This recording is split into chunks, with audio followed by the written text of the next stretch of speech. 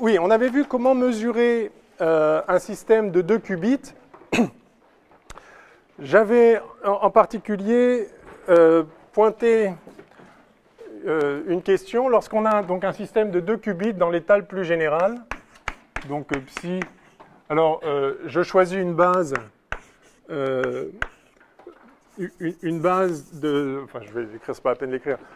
Donc j'ai 2 qubits, par exemple des spins 1,5 ou bien des photons, n'importe quoi que je considère du point de vue d'un sous-espace de leurs états à 2 composantes.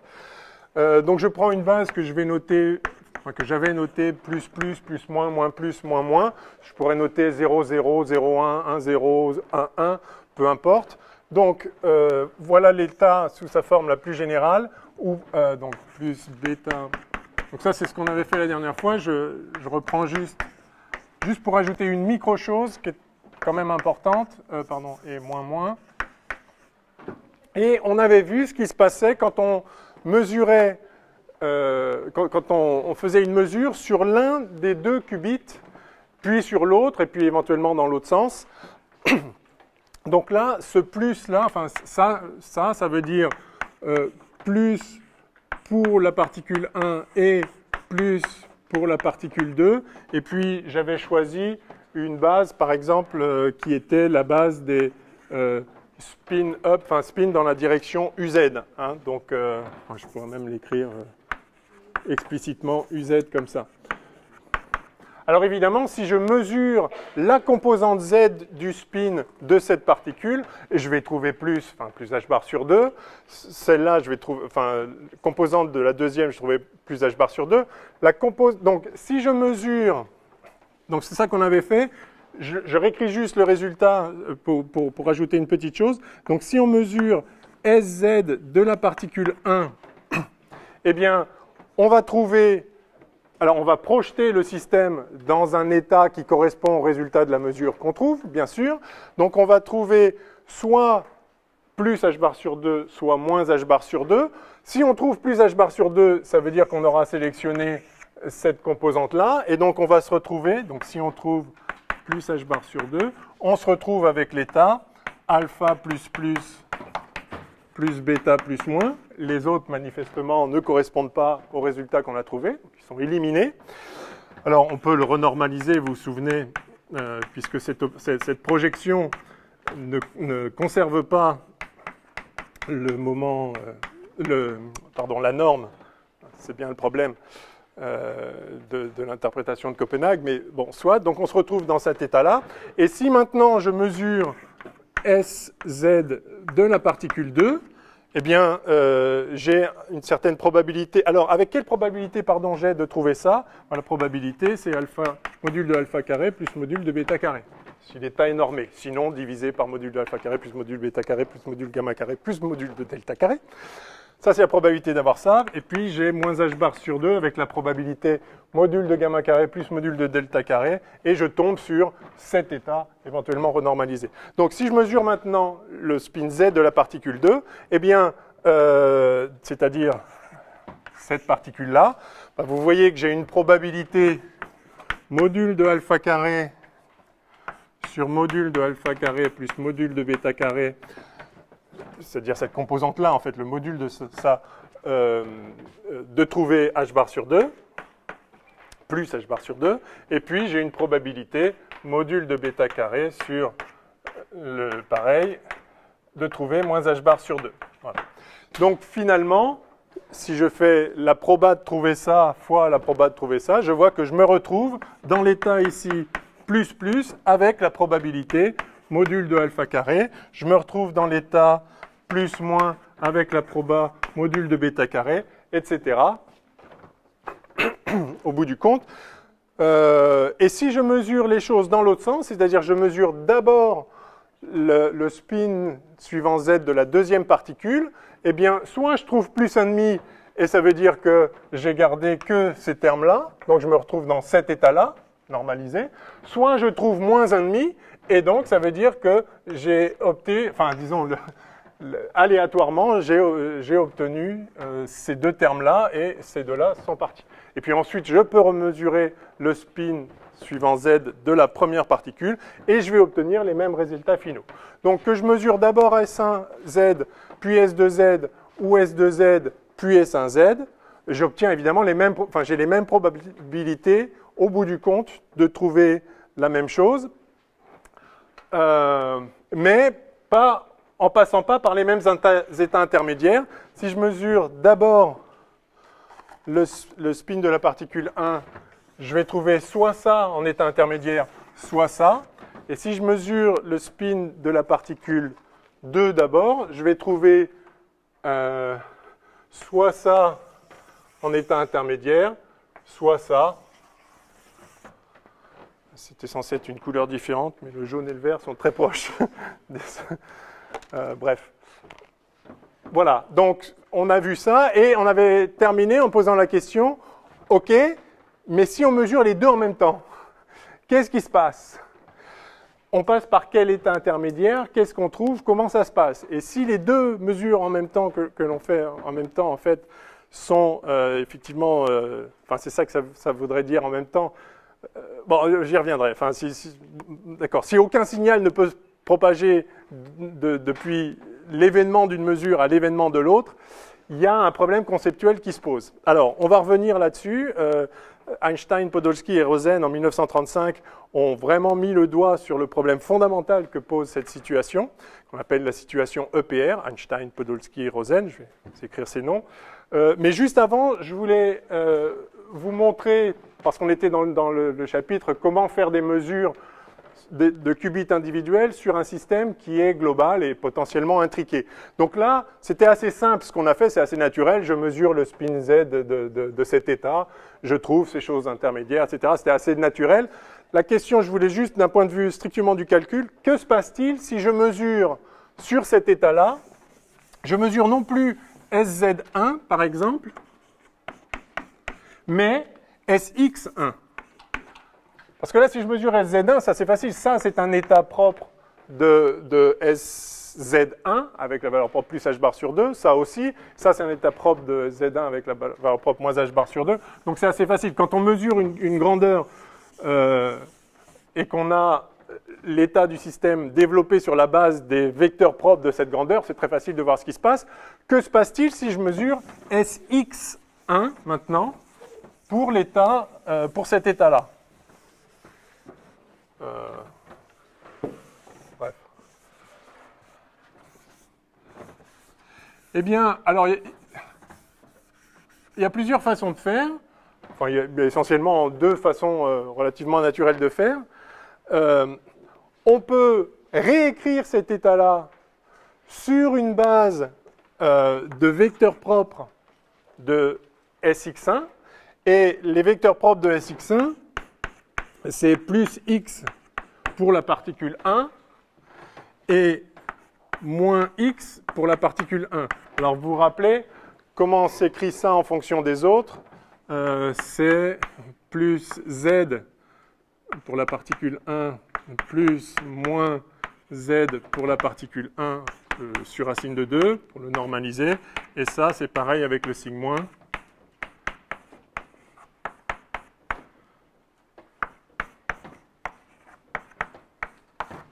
D'accord? Alors maintenant, du coup, alors je peux inverser ce système.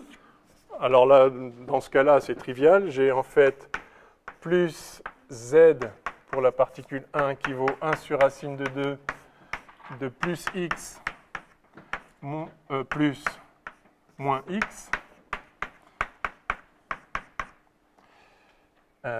Ça, et puis j'ai...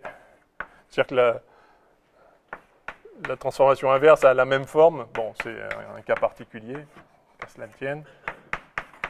Pardon. Oui, c'est ça.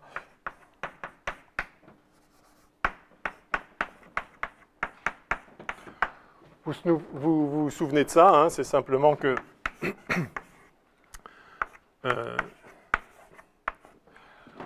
la matrice inverse de celle-là, c'est elle-même. Bon, bah, très bien. C'est-à-dire qu'elle est à la fois... enfin bon, bref. Elle est égale à son inverse. Bien. Et du coup, je peux simplement remplacer là-dedans le plus x. Alors, sachant que plus ici, en fait, si je l'écris en toutes lettres, c'est plus z pour la particule 1 croix plus z pour la particule 2. Et donc, je peux remplacer, je m'intéresse juste à ce terme, puis on peut faire pareil pour tous les autres, bien sûr. Avec ce terme-là, il me donne ceci égal. Donc, je remplace plus z par ce qu'il vaut.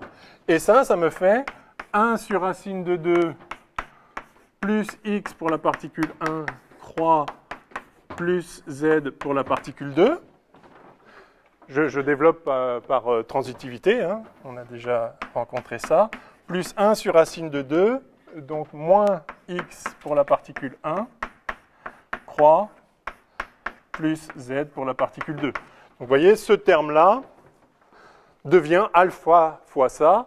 Pareil, ce terme-là, ça va faire bêta fois exactement, enfin, bêta fois pareil avec des moins ici, et puis etc., etc. Donc, on peut faire ça comme ça, et on va se retrouver avec, quoi? Je vais essayer de le faire en direct. On va se retrouver avec psi, qui s'écrit, alors, je vais l'écrire dans la base des plus x plus z, plus x moins z, moins x plus z, et moins x moins z. Donc, en plus x plus z, je vais avoir le terme qui vient d'ici, et qui vaut alpha sur racine de 2, et puis je vais avoir un autre terme, dans le plus, je vais avoir un autre terme qui est le plus x qui vient de ce moins-là, avec le plus z ici, et donc ça va faire gamma sur racine de 2. Enfin, le tout sur racine de 2. Facteur de, donc, je dis des bêtises.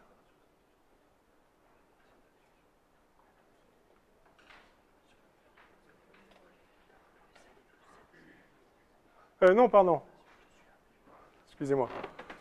Je vais avoir un... J'essaie de gagner du temps et je suis en train d'en perdre, c'est classique. Plus x. Donc ça donne ça. Si je mets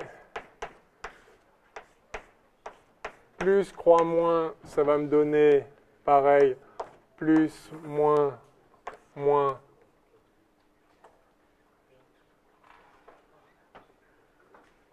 Moins. OK, oui, c'est ça. Ensuite, l'autre, si, ça va me donner ça. Le moins plus, ça va me donner plus, si, c'est ça. Donc, croix plus z, 2, etc. Plus, et on peut continuer comme ça. Écoutez, je vous laisse faire un exercice. Je n'ai pas envie de perdre trop de temps là-dessus parce que je veux vraiment vous faire EPR et si possible la téléportation quantique. Enfin, vous voyez, c'est un bête calcul. Vous remplacez, vous changez de base.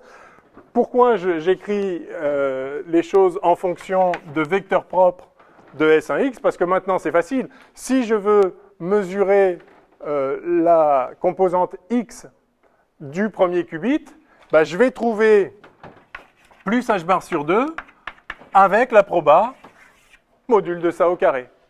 D'accord? Hein, donc j'ai ça, et puis je vais avoir ici plus x croix moins z, et puis ici du moins x. Ah pardon, non, donc ce que je viens de dire était faux, donc, mais c'est pas grave. Fois plus z, et puis ici du moins x croix moins z. Bon, alors je suis obligé de le faire. Donc, sur le plus x moins z, je vais avoir ce premier terme ici. Donc, ah non, pas ce premier terme. Plus x moins z, j'ai celui-là. Donc, je vais avoir bêta plus delta sur racine de 2. Et puis là, je vais avoir d'autres choses.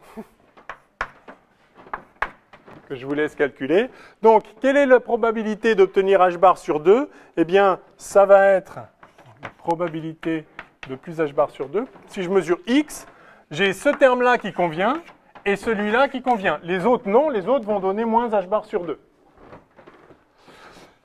Et donc, la probabilité d'obtenir ça, c'est quoi? Eh bien, ça va être module de ça au carré plus module de ça au carré, tout simplement. Hein? Donc, la proba d'obtenir h bar sur 2, c'est alpha plus gamma module carré sur 2, du coup, plus bêta plus delta, également sur 2. OK? Et la proba d'obtenir moins h bar sur 2, ça va être module de ça au carré plus module de ça au carré. Évidemment, la somme des deux va faire 1, puisque les états sont normés. L'état normé, j'ai juste changé de base, l'état normé reste normé, bien sûr. OK, bon, je vous laisse faire ça en exercice. Alors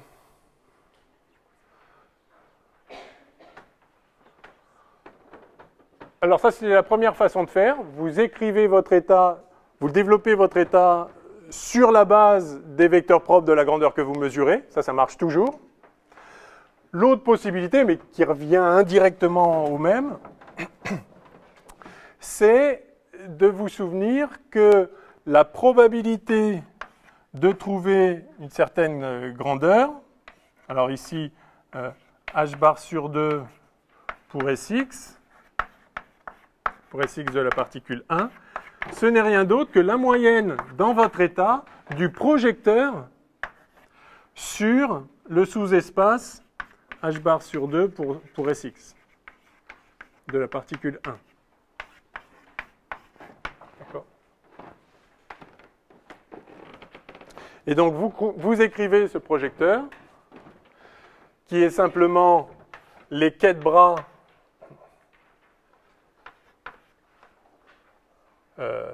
donc à une dimension, voilà le projecteur en question. À deux dimensions, vous le combinez avec les vecteurs propres de l'autre. Vous faites produit tensoriel avec la base de l'autre qubit et vous avez le projecteur aussi.